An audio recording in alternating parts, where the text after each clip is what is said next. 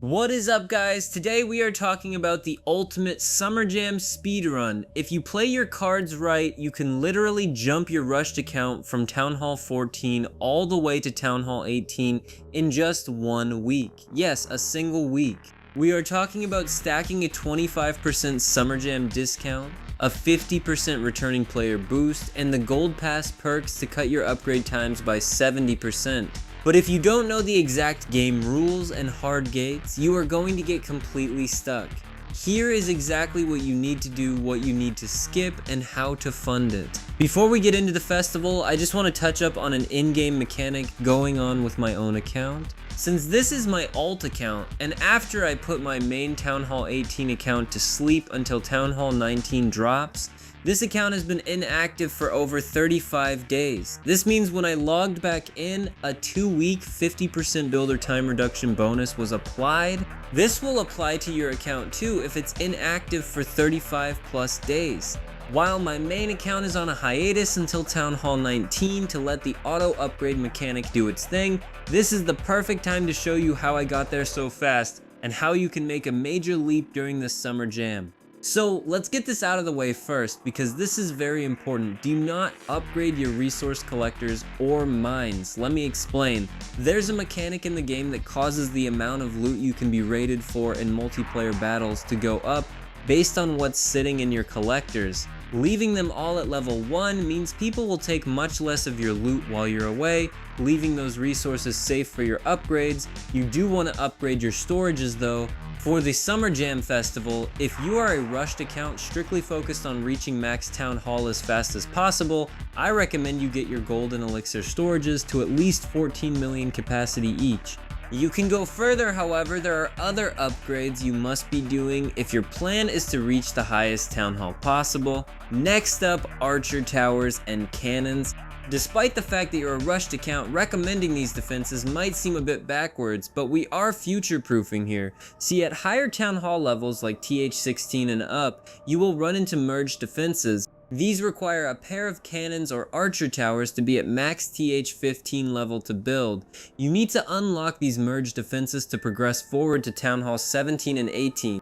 Getting these leveled up during a summer jam is a great idea because during the event you will be able to get them upgraded much faster than normal. You will also want a single extra tower cannon and mortar upgraded on your main base for the builder base gear up requirements later on. Aside from those specific sets, you can safely ignore every single other defense on your map. As for walls, these are purely for aesthetics and they will not prevent you from upgrading your Town Hall. Skip them. So with gold and elixir out of the way, what about the hero hall?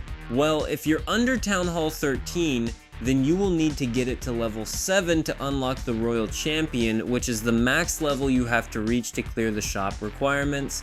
However, due to the Dragon Duke being unlocked at higher tiers, and because you might be rushing for the sake of reaching that brand new content in a 10-year-old game, upgrading the hero hall further is not a mistake. Just be aware that anything past level 7 is not strictly necessary to simply hit the upgrade button for Town Hall 18. Up next, barracks, spell factories, and the laboratory.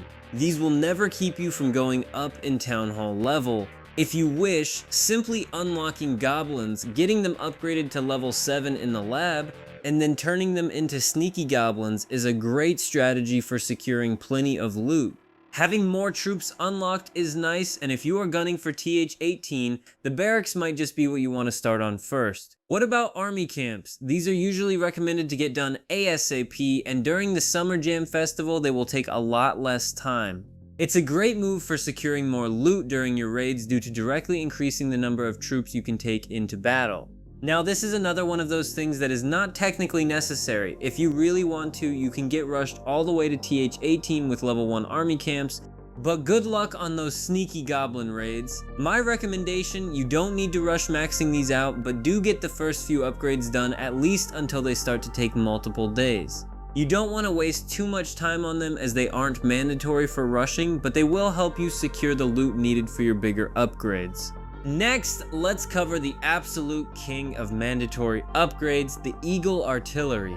This thing is a massive roadblock if you don't level it up. To even click the button to upgrade to Town Hall 17, you are required to have a level 7 Eagle Artillery.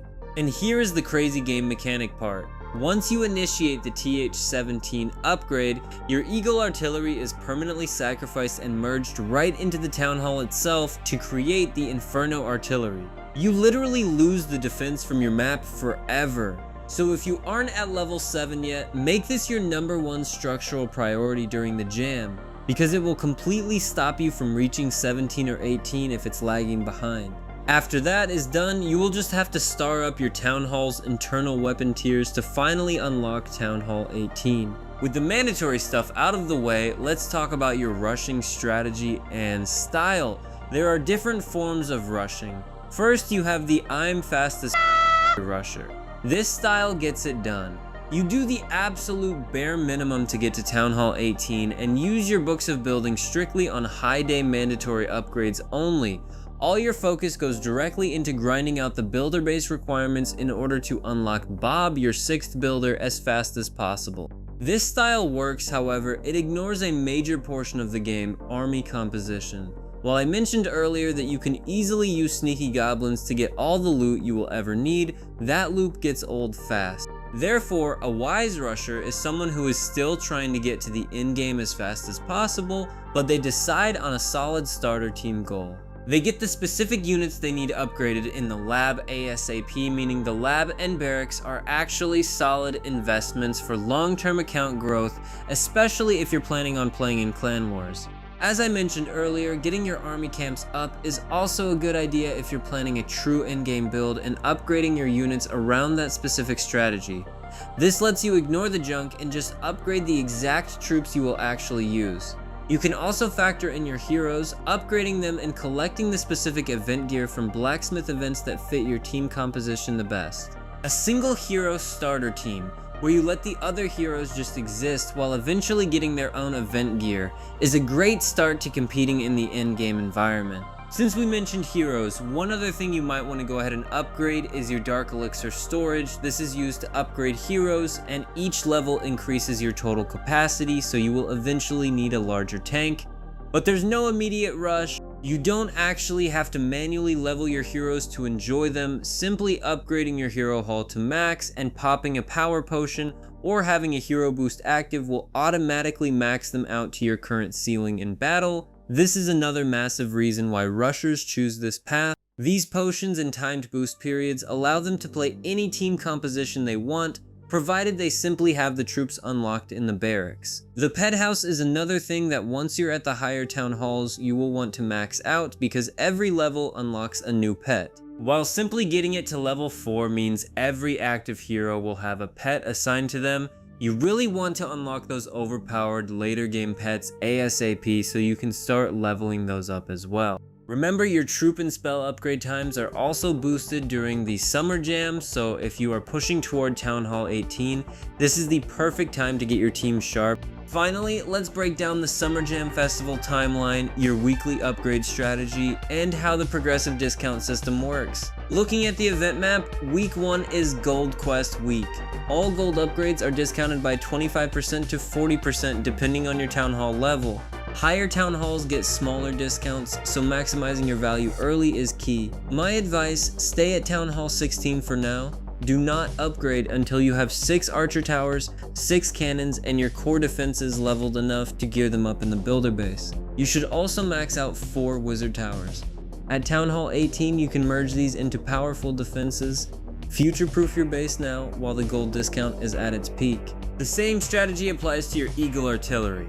Once you leave Town Hall 16, your discount drops from 40% down to 25%. Knock out as many massive gold upgrades as possible right now. If you are pushing for Town Hall 18 by the end of the festival, here is the good news. Week 2 shifts to Elixir Week, discounting all Elixir-based upgrades. Even better, Week 2 introduces the 1-gem Goblin Researcher. This lets you run an entire extra laboratory research slot for just a single gem. After that, Week 3 brings Dark Elixir Week. As a rusher, you absolutely need upgraded Dark Elixir storage, but hold off on pulling the trigger on those specific storage upgrades until Week 3 to save the most resources. Week 4 is the grand finale, and it covers absolutely everything. Every single resource upgrade is discounted.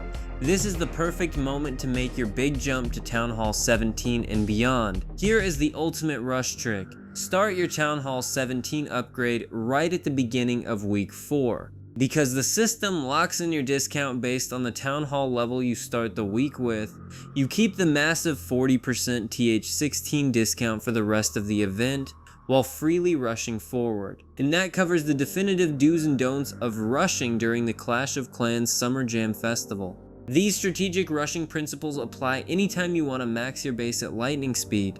Drop a like if this helped you out, and keep